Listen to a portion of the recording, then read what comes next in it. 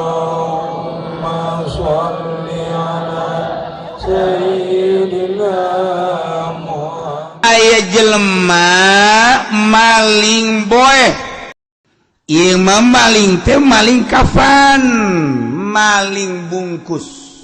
Motif maling bungkus teh aya dua macam. Nomor kahiji maling boeh teh ieu kuburanana parawan. Lamun kuburan parawan kabeneran maotna poe Jumat atawa malam Jumat. Ieu boehna teh boehna mun ku urang dicokot diala eta bisa pakai jadi pamalingan. Bisa pakai maling. Sebab boeh eta mah mengandung hikmah. Mengandung hikmah. Boehna cokot, set, ulah boehna talina bae talina. Set. Yes, talikeun ku urang ka dieu teh, set ka cangkeng. Plek. Urang eta bisa lumpat sakumaha setan. Lumpat kencang. Lumpat kencang eta. Nah, komo beunang misalnya urang, beunang katerwak, dicekelna alabatan belut. Olesan eta kakarak talina doang. Kumaha mun ujung biasa nakal. Ngan nyokot tadi gelut heula. Eta mah sugan kula mah dongeng doang teh kos kitu teh sugan kula mah dongeng. Nah, kula waktu masantren di Garut aya parawan maot, kemudian pas malam Jumat kubur langsung. Sugan teh memual aya zaman kuari nu maling boe. Teu ditungguan si kuburan teh eta meunang sapoe isukna digali kunyana. Dicokot boehna. Pan teu meunang ngagalina ti beurang kudu ti peuting. Jeung kudu sorangan. Eta gelut teh ge babak belur. Kanyawan gelut teh beak beungeut teh ge beak. Bugutna ieu beak urut gelut sakumaha si gelut jeung Mike Tyson mah gitu. Pohara. Beunang boehna. Dibeunang eta kunyana digunakeun pake maling. Pohara. Bener-bener mustajab beusi deuk jadi pamalingan. Cokot boehna. Sugan gua eta teh omongan lalagaan. Horenganan aya nu ngabuktikeun beneran gelut heula. Wah eta. Tah eta parawan mantak sok ditungguan datang ka 7 poe mun geus 7 poe ka dituna geus laas. Jadi sapoe 2 poe 3 poe 4 poe 2 sampai 7 masih hebat. Geus laas 7 poe gali ku sorangan peuting malena naon. Jeung moal paedah. Anyar keneh. Eta maling boe digunakeun jang teu bener. Aya maling boe jang jualeun di zaman hese. Zaman hese teh zaman susah. Palawija geus teu ngahasilkeun. Perekonomian kitu keneh. Urang lamun nyaritakeun di urang gitu can pernah, tapi di daerah Timur Tengah mah melak-melak naon teu jadi panas ereng-erengan. Perekonomian teu maju. Zaman harita otomatis nu dipaling teh geus palingeun iwal ti boeh. Malah aya jawara anu nya nama pagaweana malingna maling boeh doang. Malingan boeh mah jual biasa dijual. Masya Allah, iya aya babna maling boeh. Gusti Allah na. Aya ge baheula. Aya urang Arab jelema sugih, kemudian nyana amanat lamun paeh, ieu kakayaan, duit jeung emas asupkeun ka jero kuburan. Akhirnya dilaksanakan ku anakna jeung ku keluargana. bungkus emasna asupkeun ka kuburan duitna diasup kadenge ku jawara Arab nah ieu cek gadeng mantep ieu baralik anu ngubur peuting kunyana dibongkar aman biasa aman tapi barang dibongkar di jerona mayitna berubah irungna pengek jeung eueuh duit emas terus jadi diteangan berubah kulantaran berubah ya lapor jana tuh kana berwajib mimiti ka keluargana tong bener lah begitu isuk-isuk dideuleuh teh lain beungeutna lain mah itu bukan lain laporlah ka dijaga kiai oh cek kiai urang teangan di luar Arab nu maot saha poe eta nu berbarengan selidik punya selidik kasimpulanana mah aya lah di satu daerah nu lain Arab di daerah Ethiopia jelema hideung ta eta teh dituker urang Arab nu paeh di Mekah diojol jeung mait nu urang Ethiopia nu hideung di ka Mekahkeun nu di Mekah di ka Ethiopia selidik punya selidik horeng ieu nu urang Ethiopia mah nu hideung nu pengek teh ahli ibadah wali berarti urang Arab sakitu di Mekah deukeut Baitullah sugih lantaran lain ahli Allah Mekah tanah haram anti dicicingan ku lain jelema ahli Allah dituker set nu ieu keluar nu ieu diasupkeun tah nu bantang urang ge ieu urang di dieu sarua nu paeh bagus pindahkeun ka Mekah urang Mekah pindahkeun ka dieu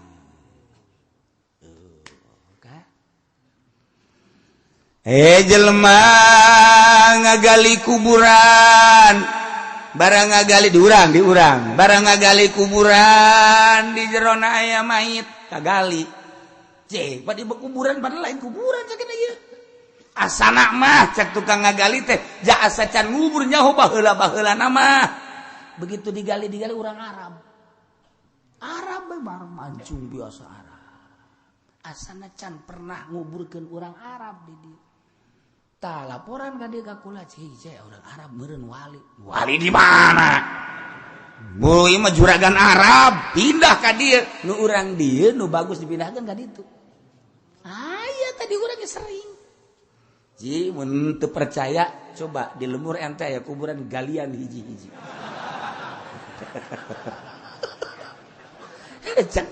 cek ente teh gawe amat cenah kiai beusi bae dibayar henteu naon henteu cek kieu gawe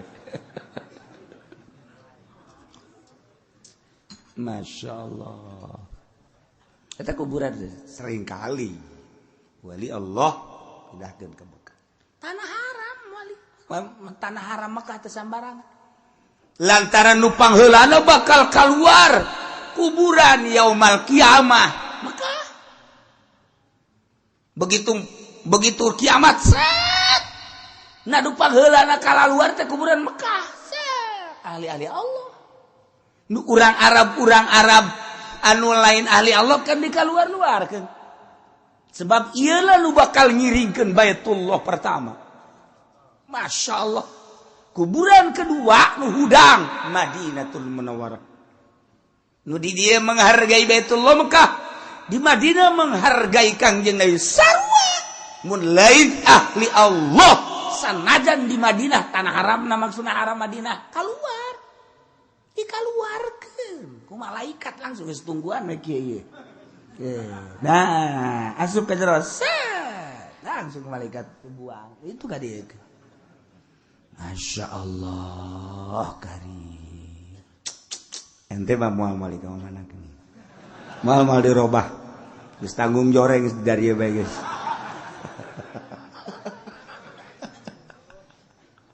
Gusti Allah katilu mawaro'an nahr mawaro'an nahri teh nu mana ieu Uzbekistan eta teh disebut dina Bukhari mah mawar anahri inu katilu nu bakal kaluar huara udang Uzbek. Di ditu aya Imam Bukhari, di ditu aya Syekh Bahauddin An-Naqsabandi, di ditu aya wali-wali Allah. Urang Uzbek, urang Baghdad lamun encan ngalep ilmu ka Uzbekistan encan jadi ilmu kewalianana. Kitu kene urang Uzbekistan. Begitu ayat Tuhan Syekh Abdul Qadir Al-Jailani can anggeus suluk lamun encan ngalep ilmu Baghdad. Dua negara Baghdad jeung Uzbekistan dua-duana ieu adalah pencetus wali-wali Allah Subhanahu wa taala. Atuh geus dikanyahokeun eta mah dongeng jeung sejarahna. Dua negara Uzbekistan jeung Baghdad ieulah penerus wali-wali Allah. Datang ka kuari. Kuari masih kan. Masih terus bae. Urang mah carita kawalian teh dengan dongeng. Nyana ngalaksanakeun sulukna. Jauh ti pelemburan, gunung handapan gunung teu kanyahoan ku sasaha. Urang mah aya suluk bebeja. Bisi nek neangan kula keur nyepi suluk tuh di ditunya. Je atuh sia mah atuh banding dikakorankeun bae. Aya teh kiai nu bebeja ka kula kos kitu. Kula cenah kiai lah geus teu betah cacampuran jeung jelema. Kula kuari keur suluk di leuweung sorangan bae besi kiai hayang kapanggih aya di ditu kula. Cak hate teh sia goblok sia tolol atuh. Nya suluk bebeja. Ih, walah bebeja. Selidik puji selidik horeng boga pemajikan. Opat nu dua marah bae. Atuh teh lain suluk menghindar tina bacot-bacot nu kolot. Hindar tawa kan. Gusti, aja suluk kos kitu. Aya teh kiai kaula. Kulai kuari kos sok pagi sok seri beja hate. Aya dua. Bebeja ka kula aya dua, hiji Banten, nomor ka hiji mah belah dia lain Banten. Susulukan teu boga guru. Aya maung dilegleg sia. Bagus bae dengan niat sama. Ta eta tilu negara, lain lalaganda mah geus. Beuh pohara tah Kangjeng nyaritakeun. Ta ieu mah keur carita penghargaan terhadap sebuah negara. Mekah disebut tanah haram, aya Baitullah, Madinah haram, tanah haram, aya Kangjeng Nabi, Mawaro an-Nahri, aya Imam Bukhari jeung para wali-wali Allah. Sahabat di ditu aya 400 kuburan sahabat. Di Uzbekistan. Masya Allah karim. Takos gitulah negara. Tiis aya wali Allah mah urang nyaba ka Baghdad sakitu keur ambalayan tentrem perasaan hati. Nyaba ka Uzbekistan sakitu pokona dibandingkeun jeung urang mah tapi betah tentrem. Kabehan tanya nu tas ka ditu. Tentrem. Tapi nyaba ka Iran. Ningali bangunan-bangunan sakitu poharana. Kristal-kristal, lampu-lampuna dan lain sebagainya di Iran. Tapi teu betah rasana. Takos gitulah lamun nagara aya wali Allah. Sagegera urang asup ka lembur tiis amat di lembur ngeunaheun. Ngeunaheun rasa tanya, saya emang betah tiis perasaan. Naon sebenarnya mata tiis? Bebene di dia. Tiis ge keur boga duit. Teu boga duit panas, sama kos kitu waduh. Lain tergantung pada cuaca, situasi, lingkungan lain. Eta cahaya ilahi nu aya di dada seorang wali muncar ka beleteran, ka lembur-lembur tentrem. Mantak ahli Allah zikir tengah penting dina hadis Kangjeng Nabi. Sakali zikir kaditu kakulon 45, kewetan 45, kidul 45, kaler 45 eta teh kasyafaatan ku zikirna wali Allah. Kasafaatan di akhirat teh nyana teh nutur ke dia zikir teh kos kitu. Sakali zikir la ilaha illallah 40 imah kan. Mantap. Di deket pesantren nusok zikir biasanya tilok sarolat. Nyana ngandalkeun eta bae geus saya mah cukup cek.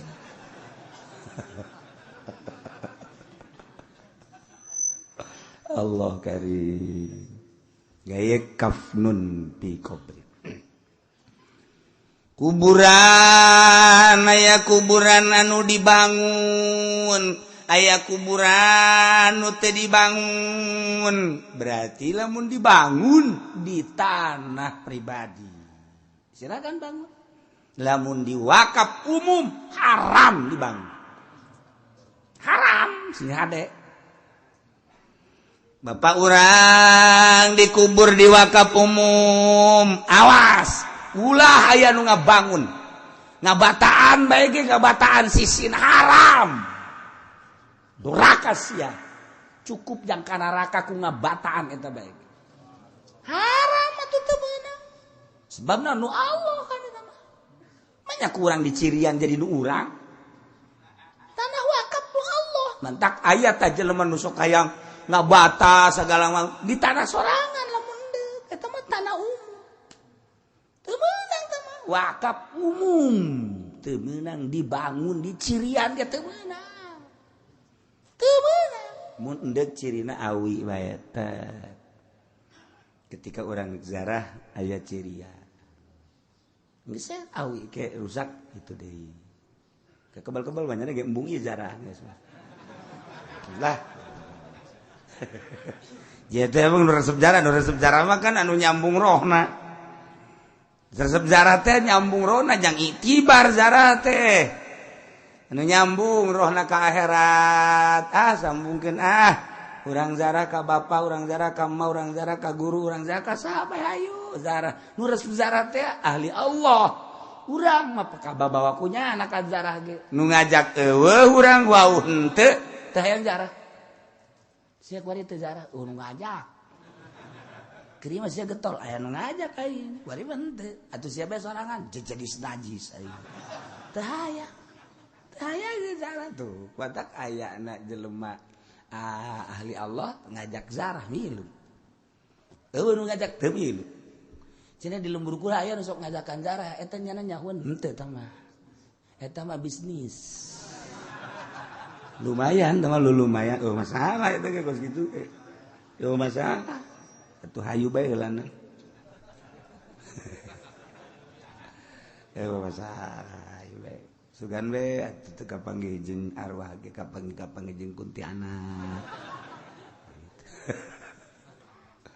Nah, ieu kuburan. Aya kuburan dibangun di tanah milik cara di Mesir. Di Mesir teh kuburan dibarangun Imam Syafi'i.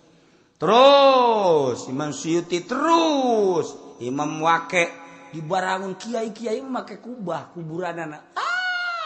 Urang hayang ngazarahan kiai di Mesir moal anggeus saminggu. Ngajarahan wali-wali. Asal lu make kubah eta berarti kiai.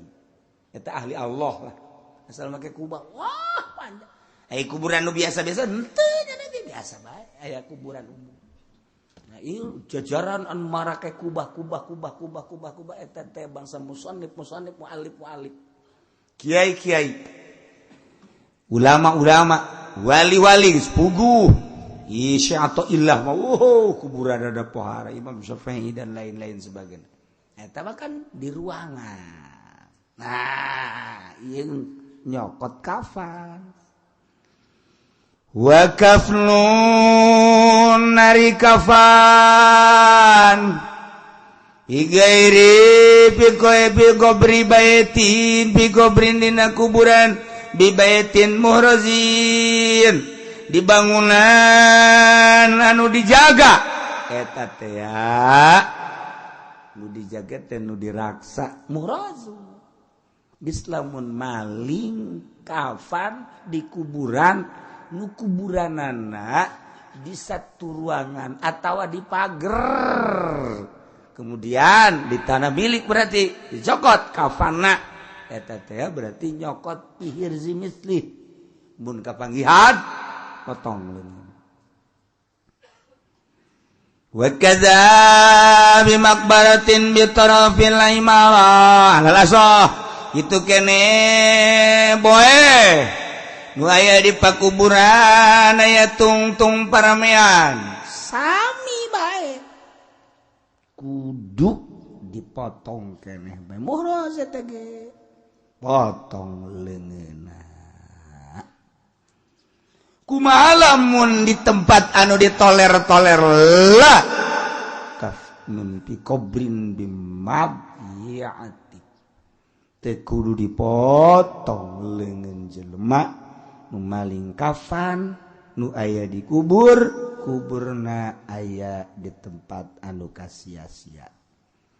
Kuburan umum asal jelema teu paruguh ieu kuburanna jelema teu paruguh ka geus eta mah pokoknya kuburan umum anu geus teu dijaga asal paeh kadinya eta teh ya lamun maling eta geus lain termasuk madyatin lain termasuk hihir zimisli berarti madyaah eta teh teu kudu dipotong paling kudu ngembalikeun deui beda tah kuburan geus kuburan umum mah pan mangkena teh bisa dilapis masalah komo zaman urang ayeuna perumahan numpuk mikiran pakuburan henteu emangnya moal modar paeh kan otomatis dikubur karena ditu teh disadiakeun dibawa ke Jawa Tengah ke Jawa Timur ongkos ge mahal atuh geus mendingan di daerah urang lamun ku urang teh dikuburkeun urang ge doraka deui bawa ka ditu ke Jawa Tengah Jawa Timur atau ke seberang nyana eueuh jang neangan ambulan meuli ambulan nyewa ambulan di dia teu meunang ku urang dikuburkeun di dia teu bodoh cek cenah teh diantep bae ku jadi di pagerna sapoe 2 poe 3 poe geus kudu bisa nu liwat ka ari bae aya naon mayit atuh lain kubur teu ngeunangeun ku pagawe di dinya atuh lain dibawa ka ditu ih duitna cek cenah lain lapor tuh ka camat geus ngurusan kos kitu nyana mah ngurusanna jahe malulu liwat geus teu kuat doraka kan urang doraka ku ngabauanana tetep urus kubur lantaran dikubur ya negolah dengan berbagai cara akhirnya kan loba kuburan tapi jelema sakilo lobana jutaan kuburan palingnya boga 1/2 hektar ya otomatis kan dalam jangka 1 2 3 10 tahun pinu kumaha tahun pinu mulai deui di dieu medi deui di awal di dieu kocer wih cenah aya huluan kan teruskeun masalah paeh ieu masalah geus kecuali hulu nu hirup atuh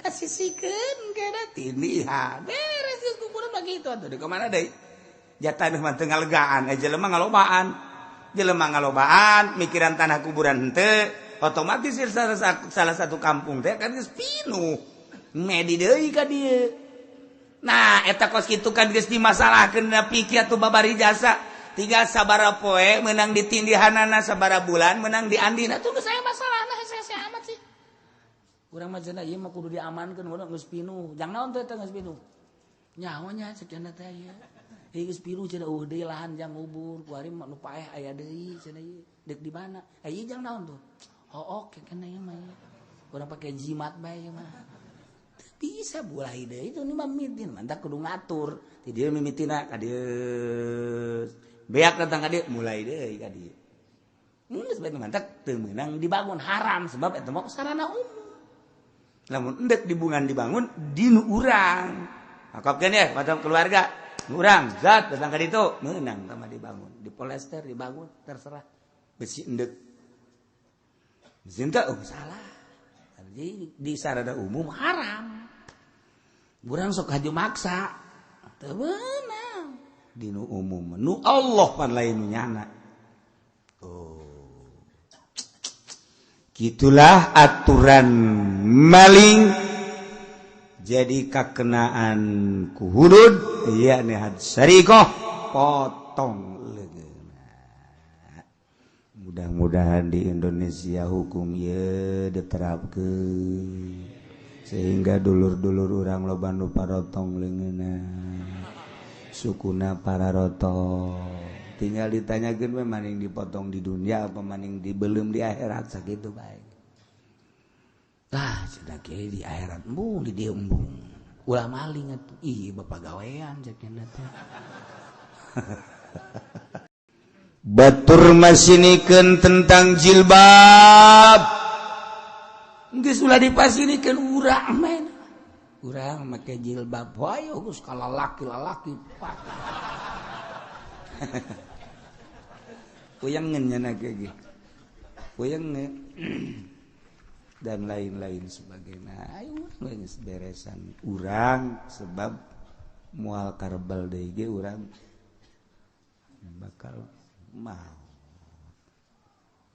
Ieu mah keur nyaritakeun maling kudu dia. Maling pertama potong sakit. Masih kene maling kene bae suku kenca. Potong. Masya Allah. Silang.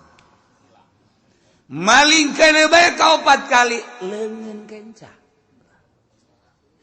Maling kene bae ka 4 kali suku katuhu. Geus eueuh ramuan. Eueuh dampalan. Maling kene bae. Geus kos kitu ge nya mah geus jadi istiqomah teh maling. Kos DPR di urang istiqomah maling teh. DPR kuari teu ngaji-ngaji ka dieu embung aing mah pajar malingan banyak ku kiai. Tadina ngaji ka dieu kuari teu. Ji atuh sabodo sia. Aing mah ngan ngabejaan doa. Karasa ku sia maling karasa ku sia. Teu maling atuh karasa ku sia. Aing mah ngan ngabejaan doa. Cenah kiai sok nyanyahoanan DPR maling. Nu maling atuh kos sia henteu batu henteu. Ye, teu daek ngaji kuari. Teangan ku sia pangajian. Batur sia nu pada maling. Kiai Golkar tapa malingan sarua bae. Adena cenah kiai kula mah PDI leuwih jero. Asal kiai asup kanu kitu geus. Komplotan maling. Maling deui bae sakieu. Geus sakieu ge tak kaluar beres. Maling deui bae. Satu ur kenca. Masih maling kene. Sakieu. Maling kene bae. Ieu sakieu. Sadengkul. Kuari geus eueuh dengkulan. Geus eueuh tinggal kikian banyak. Allah karim. Hobi jasa barani obat. Masih maling kene. Ngosernya na kitu tak ke masjid poe Jumat nyokot sendal. Ya Allah, ya Rabb. Kumaha tah? Potong sakieu.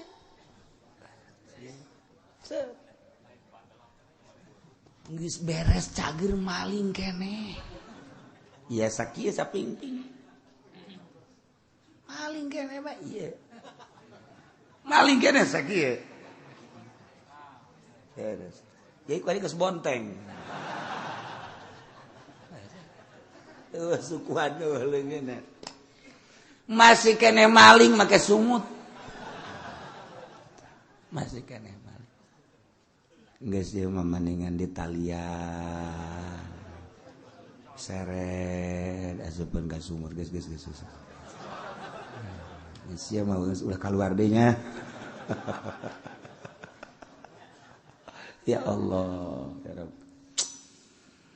Pamalingan anu diasupkeun kasel keluar aya nu tobat eueuh. Bias maling deui bae. Malah leuwih rosa. Malingna leuwih rosa. Masya Allah. Sebab malingna kerjasama jeung polisi. Polisi nu kerjasama dukun teman teu bae. Sudah teu kabagian encan. Ya Allah ya Rabbi. Ieu negara urang. Capek urang nyaritakeun tentang polisi abri di Indonesia. Sawareh atuh sawareh naon teh. Wallahu a'lam.